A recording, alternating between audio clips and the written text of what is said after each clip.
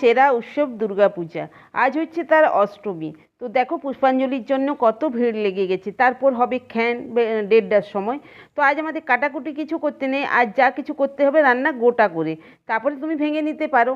তো যাই হোক, আমি প্রথমে ফুলকো ফুলকো লুচি করে নিলাম, আর লুচির সাথে একটু ছোলার ডাল না হলে কিন্তু চলে না। হ্যাঁ, উৎসব অনুষ্ঠান যাই হোক না কেন, পেট তো আর কথা শুনবে না, পেটের জন্য তো ব্যবস্থা করতেই হবে। আর লুচিতে প্রচুর পরিমাণে তেল থাকে, তার জন্য আমি বানাবো আজ একটা সিম্পল ডাল। ডালটা খুব ভালোভাবে ধুয়ে গোটা আলু দিয়ে সিদ্ধ করে নিলাম, তারপর আলু ছাল ছাড়িয়ে নিলাম, কড়াইয়ে বসিয়ে দিলাম তেল, শুকনো লঙ্কা, তেজপাতা, জিরে, ধনে, লঙ্কা গুঁড়ো, হলুদ, সমস্ত কিছু অল্প অল্প করে কিন্তু দিলাম, আর সাথে দিলাম গোটা। ব্যাস, আর কি, আর ডালটা ঢেলে দাও, আলুগুলো হাতে এইভাবে ভেঙে নিয়ে ভালো করে মিশিয়ে দাও, ডালটা ডলে নাও, ছড়িয়ে দাও কাসুরি মেথি, গরম মশলা, ভাজা মশলা, অল্প একটু ঘি। বাবা, কি সুন্দর ডাল তৈরি হয়ে গেল মা।